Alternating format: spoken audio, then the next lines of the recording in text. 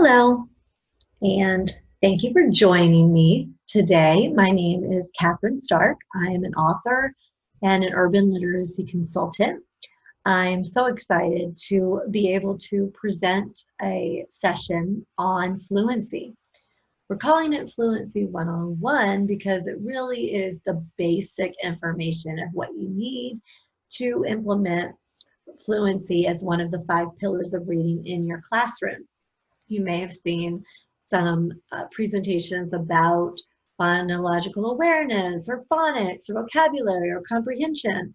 This one is solely about fluency. It is something, a component of reading that affects many of our students.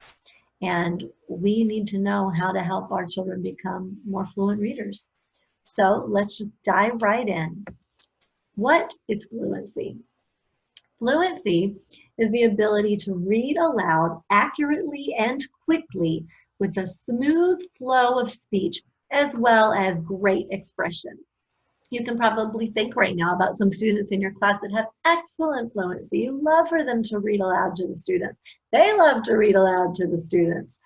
They have the ability to read in a way that children want to listen to. Now, when I talk to adults who feel like they're not comfortable reading aloud or speaking aloud, they don't. They don't need to. But in elementary school, we only know our children's fluency rate and level by having them read aloud, because fluency strictly is about a child's oral reading ability. So whether we're using a running record or you're using a diagnostic reading tool to figure out their fluency, it's through a short, brief, read aloud experience. Now, research shows that a student with better fluency can help improve comprehension. It makes sense because when we have great fluency, we're not just focused on what the words are in front of us and decoding word meaning and figuring out what everything is. That way we can focus on what the actual story, the text is about.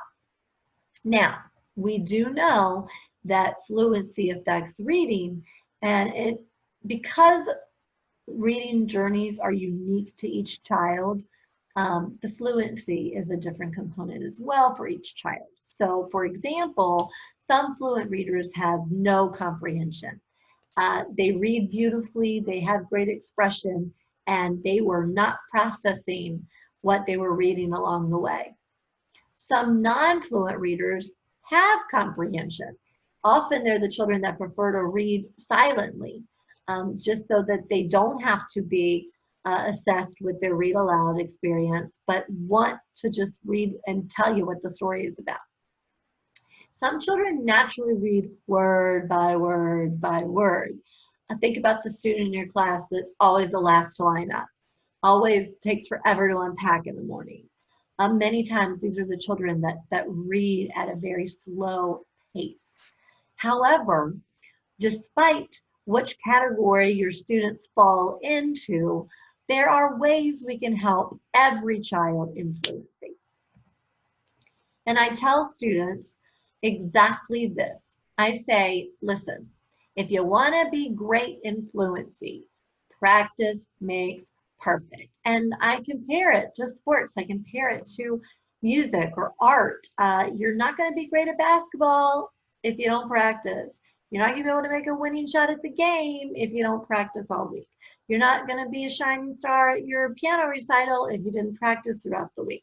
So while we're thinking about ways to support our students in reading, we have to have all 5 components of reading present for a child to be considered a great, independent, successful reader. And fluency is a component.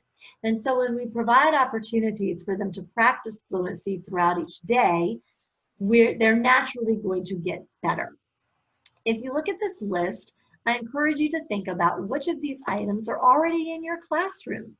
All of these promote literacy, specifically fluency in literacy. And if you're looking at them and saying, yes, I have them, check, check, check, and you're getting to ones like decodable books, poetry, and you're thinking, I don't teach first grade, but you perhaps have children that read on a first grade level. You perhaps have some English language learners. You perhaps have some children with special needs and particular accommodations.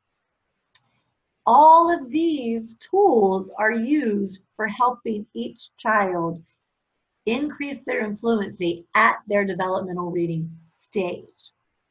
I'm going to bring this slide back up later in the presentation where each of them will be categorized by the particular stage.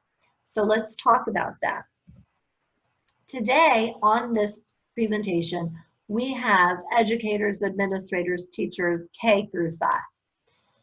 So I want you to think about the information and your classroom in two different manners. Number one, what grade level do I teach? Each of these stages shows you the average grade level that stage falls in. If I teach kindergarten, the majority of my class usually falls in the emergent reader stage.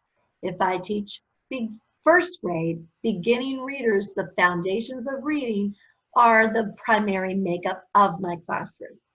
However, because reading is developmental, these stages can appear in any grade level. So I could be teaching third grade, but having every stage represented in my class. Emergent readers that are usually kindergarten, beginning readers that are usually first grade, transitional readers that are usually second and third grade, and then fluent readers that are usually fourth and fifth grade. So throughout today's presentation, you're going to look at your grade level that you teach and see how you're using each of these stages of fluency in your classroom. And then you're going to look at the levels of the children that you teach and determine how to implement these stages of fluency in the classroom. These focus primarily on how the fluency that you teach in a particular stage is helping the overall reading experience. So fluency meaning quick, automaticity, a fast, accurate recognition of letters, letter sounds, letter phrases, words, sight words, phonics patterns, all of these things. So how quickly can your emergent reader say the letters of the alphabet? How quickly can your emergent reader identify the beginning letter and the uppercase and lowercase of that letter that match, okay? Then you get into the beginning readers. How quickly can they identify sight words? How quickly can they identify commonly used phonics patterns like at, up, un, all of these patterns that they're going to see primarily in their text. Transitional readers, how quickly and accurately and how much knowledge do they have of sight words and phonics and vocabulary to read at a reasonable rate. We are not really addressing fluency as far as rate and speed and words per minute until we get to transitional readers, but what we put in place in our early stages and our early grades are leading up to the ability for a child to be a successful and fluent reader.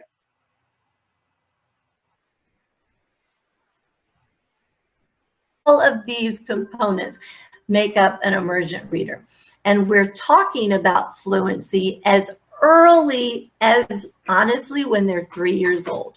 Because fluency, you learn by a read aloud experience. So when someone is reading and modeling for you, you're hearing what great readers sound like, and you're hearing how to model great reading and expression. So emergent readers are a key here.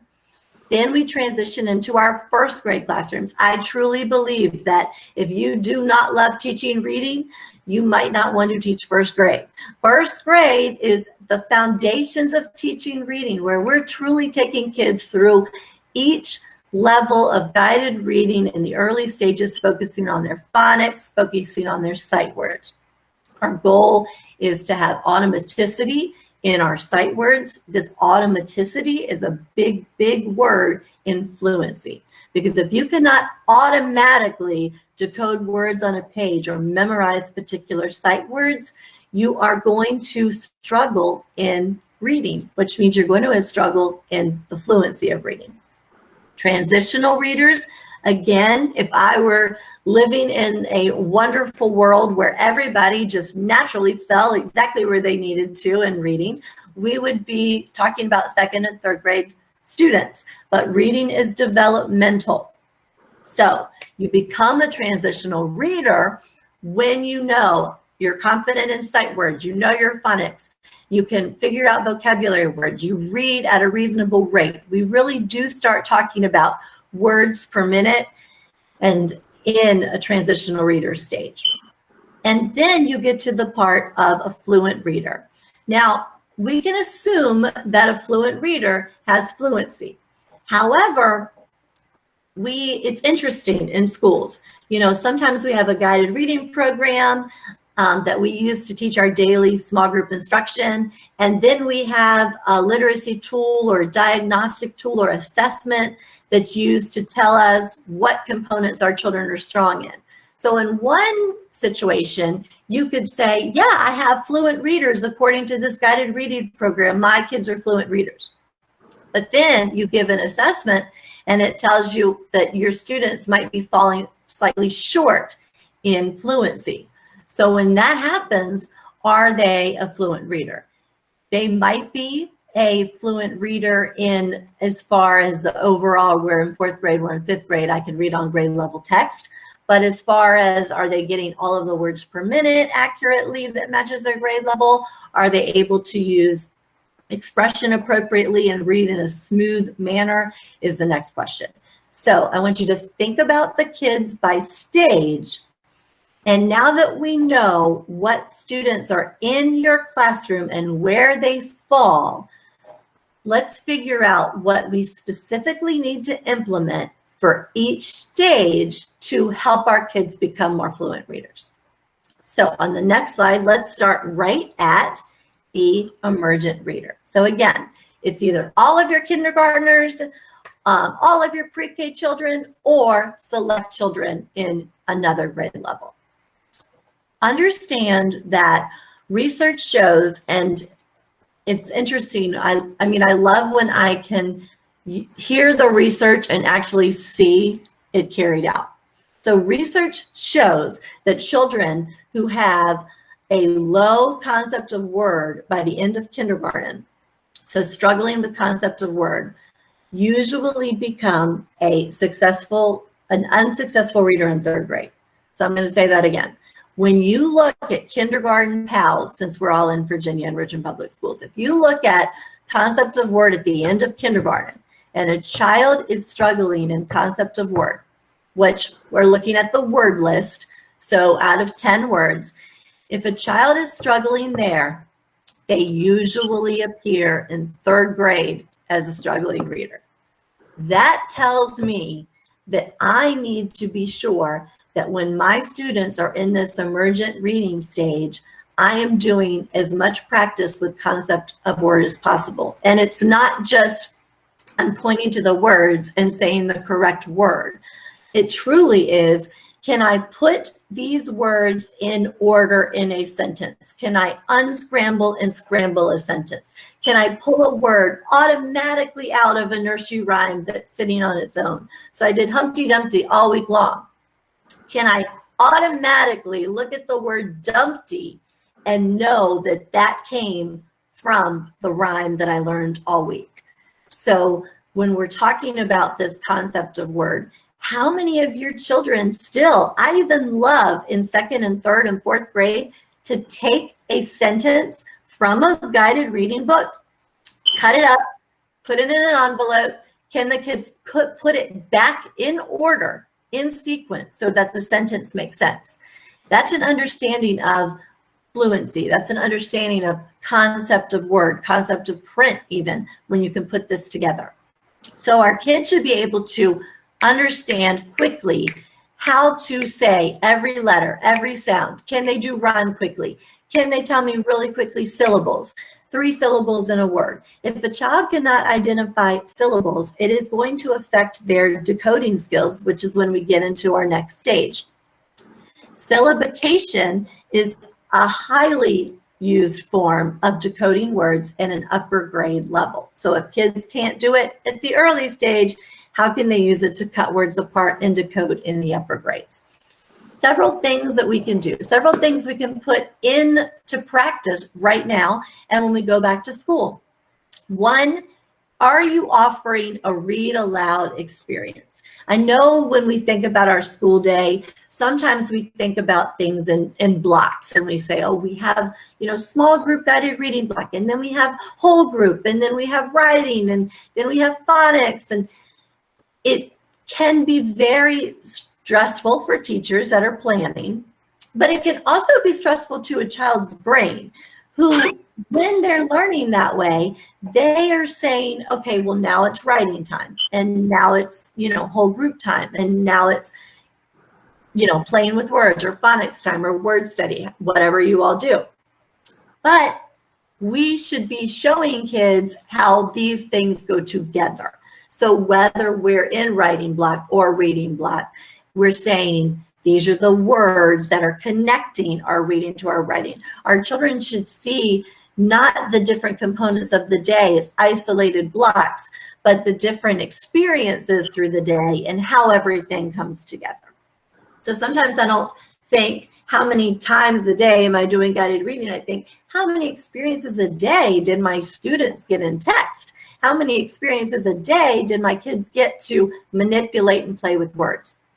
The more opportunities that they have to practice with rhyme and practice with syllables and practice reading letters together is going to help with their fluency. I've seen teachers have like a sentence strip of letters, so random letters, K, L, O, A, D, whatever. And there's a dot at the beginning, and it says a dot 1 through 6, and it matches the dots on a dice. You roll the dice, whichever you get, I get 6, I'll pick up the 6 learning stick, and I'll see how fast I can read those letters in order. Another idea is to just use a letter card. Truly, write each letter, uppercase and lowercase, on index cards, put them in a pile. Parents can do this at home. How many letters can you say in a minute? Remember, we're only focusing on fluency today. So it's the automatic reading of the letters, the reading of the patterns or the rhyme, the sounds. How quickly can you say the sounds?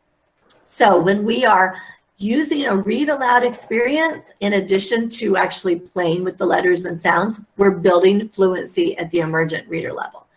Parents, encouraging our parents to read aloud to our young readers, encouraging them to read together. And when you have the opportunity in remote learning, I know of one kindergarten teacher, and her kids looked forward to every day they did a 12 noon reading and lunchtime. So she read a story while they had lunch, and she was able to model, obviously, the great things of expression. Echo reading as well. So I'm going to read part of a poem. You're going to read it after me. But let's spice it up. Let's not always read exactly as Miss Stark is. Like today, I'm going to read like a monster. So I'm going to read it one way, and then you're going to read it behind me. Then I'm going to read like a robot, because guess what? We need to know the difference between what great readers sound like and what readers that need to improve sound like. Or I'm going to read like a mouse. Different expressions that are exciting for little kids. And lastly, let's just look in the middle here where it says the example, the boy blanked the dog in the woods. No, I do not expect a pre-K or kindergarten child to read this in the beginning of the year. Actually, I don't expect them to read it at the end of the year. The point of this with emergent readers, everything is oral. As far as phonological awareness and fluency at this stage, it's oral. So I'm reading aloud. They're reading after me, things like that. So with this sentence, do they have the concept of word and the quick automaticity of vocabulary in their mind to fill in the blank of this text? So when I say to them, the boy blanked the dog in the woods, what are they going to say to me? The boy ran the dog in the woods? That doesn't make sense. The boy ate the dog in the woods? Well, that makes sense, but it sounds a little scary. Okay, so then we give them a phonics pattern. The boy, the dog in the woods. Can they quickly give me a word that starts with ch? The dog chased the dog in the woods. Hopefully like that. So combining their phonics skills, their early phonics skills with the automaticity of words to lead to, can they actually use concept of word to figure this out? So once our kids have these things in their tool belt, we move into the next stage. So the next slide is focusing on a beginning reader. So remember, it's a first grade reader usually. However, I have had many first grade readers in my third grade class. Why do children sit at a first grade level? Usually because they lack phonics skills and sight word knowledge. 75%, give or take, of reading level books in level C and D consist of sight words.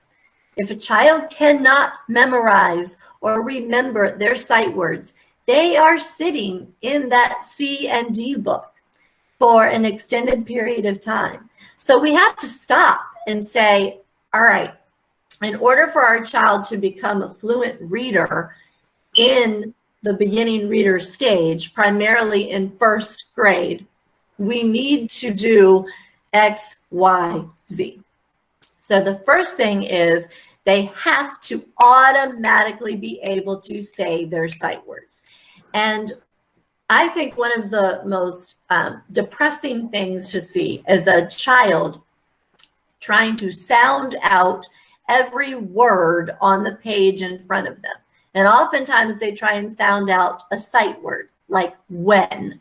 So the other day when I was tutoring a book, and actually I just got a wonderful question about a question that popped up about your books. When they said a C, they asked, what is a C and D level book? I'm so glad you asked that question.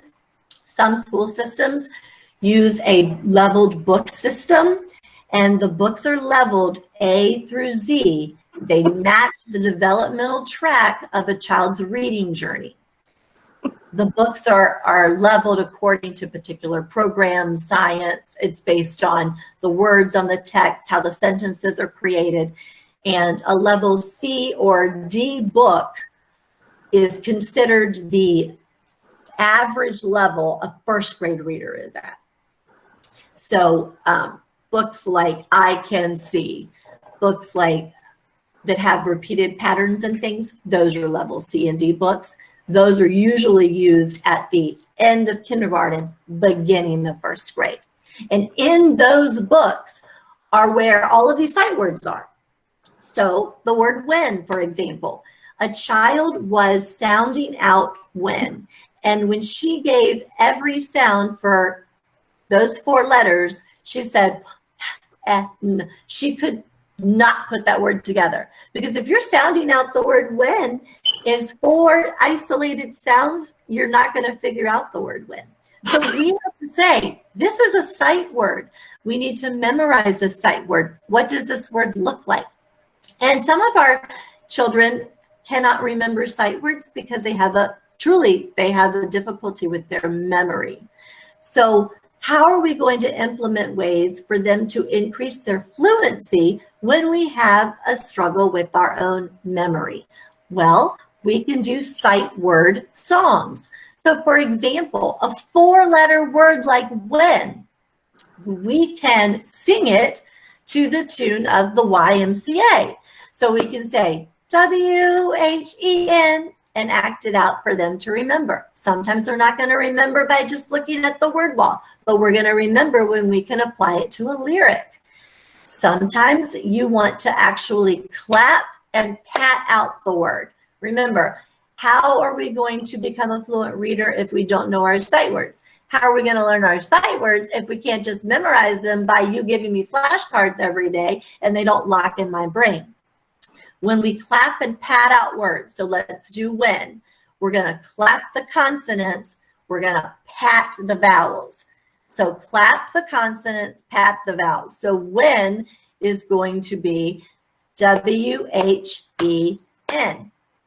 When. We're going to do that until we know it. Or consonant and vowel pictures. Have your kids write on a flashcard themselves the word when using 2 different colors, red and blue, green and orange, I don't care, one for the consonants, one for the vowels. Write the word on the front, and on the back, the children have to draw a picture that makes them think about that word, when. So when I am really happy, I'm at the beach. So I'm probably going to write when on the front and draw a beach on the back. Why are we putting these things into place? We want our children to remember these words. The goal is to have automaticity.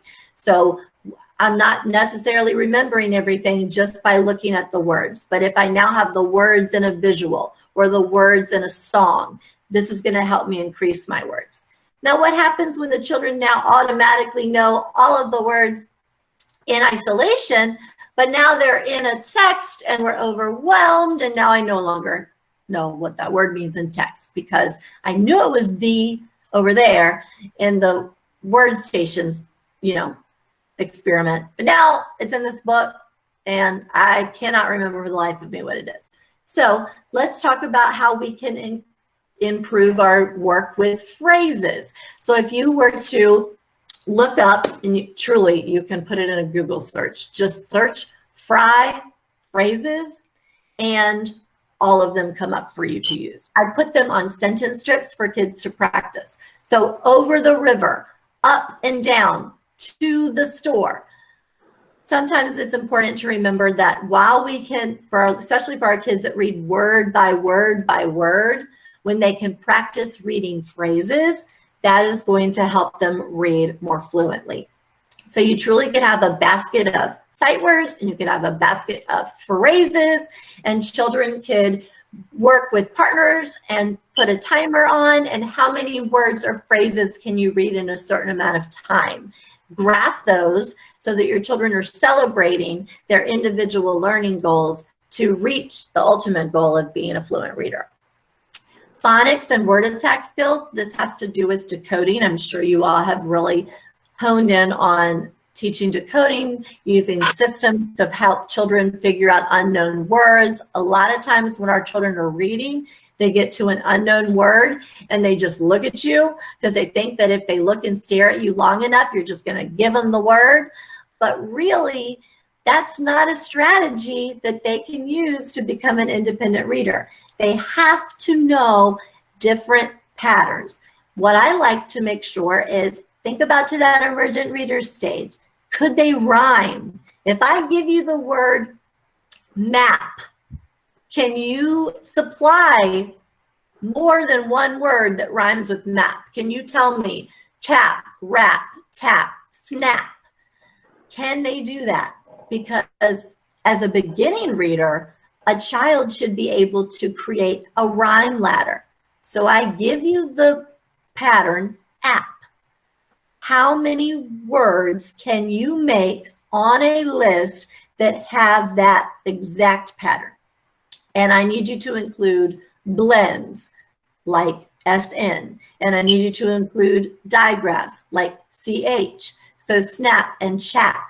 All of these words in this rhyme so that when you get into a book and you get to a word that has the app family, you shouldn't be stopping to decode and take time to figure out that word again. If you've already learned a particular pattern, you should be able to read that pattern correctly in any text. You should be able to write that word correctly. So we need to think about how we're going to implement the practice of rhyme and word families to increase their fluency skills. Choral reading, please only choral read small components of text or choral read poems. Please do not choral read an entire book together. That is not helping with decoding. We only use choral reading to help with fluency. So if we're reading a book and a pattern comes up over and over, that's the perfect opportunity for choral reading to practice fluency. Echo reading, like we mentioned earlier. And then, of course, what activities, ideas can we implement for our phonics skills? The decodable books, which were on that list in the very beginning, and it will come up again, an ideal material for practicing phonics. And then you say, Catherine, we don't have, decodable books. And I say, oh my gosh, I'm so glad you told me, because it's the easiest thing for us to do. I can make a decodable book or a decodable passage for my students, for my parents to practice. So I'm teaching the word app. So I'm just going to write a super quick story. The map told the nap to make up a wrap and not eat the sap, whatever. Okay, so you can make it silly, you can make it real, but the whole point is the children are reading a little passage, a little sentence that has that same phonics skill over and over again. And that's what we need to use to make sure that we're improving our reading. So we can orally rhyme, we can orally syllable, we can orally do all these things. Now we can identify our sight words. We can identify our basic phonics patterns. Now remember, when I say phonics, a lot of upper grade teachers, for no fault of their own, they just tune me out because they're like, oh, I don't teach phonics. But really, phonics is taught, the patterns of phonics, the structure of words are taught from kindergarten through 7th grade, because phonics also includes Greek and Latin roots, multisyllabic words. So these patterns, if you have a 4th grader that's still struggling with a certain long vowel pattern or an AR controlled word, those are things that you want to implement through either particular passages, decodable books, and they do have these decodable books for phonics such as AR, ING, all the way up. So if you don't have those books, what are we saying? Let's write, a poem or a song or a sentence with the same pattern over and over again. Repetition is what we're going to talk about in our next slide. So repetition is a big component to help with reading fluency. We have all of our tools, but let's think about the more we do something, the better we get at it. And I feel like that's why right now I'm so upset about our children, in the sense that if you haven't had anyone read to you, if you haven't been reading, we're going to decrease in our reading knowledge and our reading skills. The more we do it, the better we get. So once our children have the word knowledge, they have sight words, they can read any word that I put in front of them, because their word attack skills are amazing, because you all did such a great job of teaching their phonics and their word knowledge. Now we get into the actual, how do our kids read fluently? We talked about the individual words to make the word attack skills, but now I have that word knowledge. Now I got to focus on reading. So reading smoothly, reading like someone wants to hear you read. I tell teachers and parents all of the time, if you're an adult reader and you don't feel comfortable reading aloud, you don't have to read aloud. However, for us to determine a child's fluency at the elementary school age, our children have to read aloud to us in an oral reading or running record situation for us to determine what their fluency is. That's the only way we know. And then we implement the strategies to help them become a more fluent reader after doing that. So let's take a look at this little bar graph here, because I'm going to show you on the next page in a minute, or the next slide in a moment, what we're going to do. So when I have children that are in 3rd, 4th, or 5th grade, I have noticed that many times one component is keeping them back on their reading assessment or diagnostic tool, and that is fluency. 4th and 5th grade are, I see this all of the time. So I have a 4th or 5th grader, and they have been sitting at a 3rd grade reading level through all of 3rd grade, all of 4th grade. Now they're in 5th grade. They're still sitting on the 3rd grade reading level. They can comprehend anything I put in front of them. They can read every single word on the page, but every time I give them an assessment, their fluency comes out low. And it is because their fluency is often words per minute. And if we do not have the automaticity of sight words or phonics patterns, automatically our rate is slowed down, because every time we get to an unknown word, we're taking time to figure out what that word is. So for these children, I love to do a fluency folder and a repeated reading. I have told fifth graders in the beginning of the year, I say, I love you so much. I'm glad you're with me for small group reading. You're not going to be with me all year because we only got to work on fluency. So with the repeated reading, I'm going to either choose a reading passage that is on their reading level, or I'm going to choose a book that is on their reading level. Let's look at this next slide so we can determine what I'm going to choose. So I have a fifth grader. The fifth grader reads on a third grade level. Take a look at this and let's figure out where the child needs to be. I just told you I'm going to choose a passage or I'm going to choose a book. Knowing that in fifth grade in the fall, they have to read 105 words per minute to be considered a fluent reader. Here's what I'm going to pose as the goal for my students. I'm going to say, here's the text. The text is going to be third grade level because this child reads on a third grade level. But their goal is going to match their fifth grade goal. So they're fifth grade. They have to read 105 words in a minute. We're going to read that passage together on day one. I'm going to time them for a minute. They're going to read it one time. It's a cold read. They've never seen it before. How many words did they get in that minute? Celebration if they already got 105. Next steps, what are we going to do if they got 85 words per minute? The next day, they're going to reread the same passage.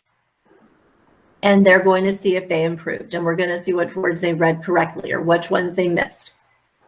And day three, they're going to read it again. So they're going to have 3 days of a repeated reading of the same passage on their level, only focusing on fluency. And we like to celebrate every child's reading accomplishment. So we're going to graph on a bar graph how many words they met on first day one, day 2, day 3. Now, here's how we move our kids forward in fluency. Remember, I'm not discussing comprehension right now. I'm not discussing any other components, only fluency in this lesson. So if my children all made their goal, yay, 105 words per minute on that third grade text, and let's pretend it was a fictional text, then the next session, I'm going to do a nonfiction text on that same level, and we're going to see if they reach their 105. If they do, we celebrate again, then I'm increasing the text level. So now we're going from, a level M to a level N with the same words per minute goal, because we want our kids, as the level of text increase, their words per minute has to maintain the same. So really, you are supposed to be a fifth grader reading a fifth grade level text at 105 words a minute. We're only going to get there by practicing and increasing our text level with our goal in mind. So now we're at an N, and we're going to do the same thing. Read, repeat. Did you get 105 words? Yay, we mastered it. Now we're going to go up to an O, a P, until we get to our text level that matches, but with their particular goal. Now, excellent question that just came through. You have a group of children And what did we say earlier? Not everybody falls onto the same particular group. Now, I ended up making a fluency group and a comprehension group. I did when I wanted to focus on this alone. So maybe in my guided reading groups, 3 days a week I did comprehension, 2 days a week I did fluency. But when I did a reading assessment for the children, I matched the children that were most closely related in their reading level, if fluency was an issue. If you have no issue with fluency, I don't do this repeated reading. So some kids are never going to do this activity with me because they naturally did a great job, because I'm going to tell you right now, they had the phonics skills that they learned in the lower grades. They had the automaticity of the sight words. So what I have found usually is it's about 5 to 10 kids in a class that need this practice. So I would take those 5 to 10 kids, put them in a group 2 or 3 times a week and practice. And honestly, remember, our children dictate how our instruction will look, and our children dictate when instruction will take place. And so we don't really know who needs comprehension or fluency until our reading, running records, or diagnostic assessment tell us. Now, if the majority of your class requires fluency and comprehension work, then we're going to make sure that our daily guided reading instruction includes, 5 to 10 minutes of fluency, because the largest part of guided reading should be children reading in text. So reading and repeated reading is going to increase our fluency naturally, but if we're not reading daily, it's not going to improve. So if we look on our next slide, we're going to go back to all of these, the special list that we had in the very beginning. So our whole class has an issue with fluency, or the majority of our class. Take a look at how each of these tools fits into one particular stage. So you might teach an upper grade group, but you have emergent and beginning readers in your classroom. Do you have decodable books for them to be able to use? Do you have big books for them to be able to use? And I will say, so many times we really say, oh, well, we do this in reading, and we do this, during reading group or small group. But when we return to school and we have children sitting in front of us and we have children ready to learn, we really need to think about reading in math, reading in science, reading in social studies. The more times they read, the better. So you could use an article or a part of a social studies article, count out 130 words from the article, put a star at the end of it, and the children have to read this certain amount. Use that article from science or social studies in your fluency group, or use it for them to practice. Choose a poem that matches your content as you get into these upper grades. Choose a poem that matches your 5th grade science for them to read. So how are we making sure that we're not just saying reading blocks throughout the day, but experiences throughout the day? So when I am implementing poetry and content, when I'm implementing partner reading or repeated reading with content, excellent. I feel like partner reading is a big conversation in classrooms, where we do know that repeated reading increases fluency. And you have these children, and sometimes there's the child that reads really, really well, doesn't always want to be with the struggling reader every day. And a struggling reader doesn't always want to be reading with somebody that sounds like them. I mean, this is where, when you're making partners, how effective it is going to be to make a difference in fluency, because you don't want to have the whole time being spent between some child helping another child always decoding the word and then a child never getting the opportunity to read. That's the same thing when we're at a small guided reading table. When teachers ask children to take turns reading, that does not teach reading. A child is only going to learn to read when they have the opportunity to read.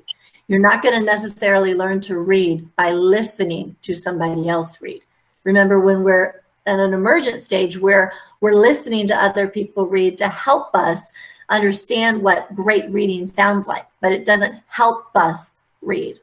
So a lot of times the most beneficial way to bring in partner reading is to partner read with a different age group, a different grade level. You see these struggling readers in third grade become confident readers when they're paired with kindergartners or first graders. So how can we be flexible and creative with teaching partner reading to our children, but in different experiences? And then listening stations, whether you're doing, audio books that kids can listen to, whether you're doing computer stations where the kids have the book to listen to, great. And readers theater, not in a situation where I'm taking time from my class and my whole class is sitting there and watching 5 people read. No, this is ideal for a literacy station, providing a reader's theater script on a grade level or on a reading level for each child to have a part. They practice that part. They focus on that part that day. Yes, children always argue, I want to be this character, blah, blah, blah. Great news. You're going to do this every day in a station. So each day you're going to do the same play or the same script with a different part. So the kids can do this on their own and practice, and then they could perform it later if they wanted to. But something on their own, on their level, they can practice, do themselves. And then independent reading. And right now, when we're doing this year, when we were doing remote learning, and next year when they're doing remote learning, is independent reading built into your day? Do you say to the families, all right, so when we're done, I want you to independently read for 30 minutes with your child. Either read to them, have their child read to you. That should be part of a daily experience. If we're not including independent reading into our day, we are not showing fluency as a priority.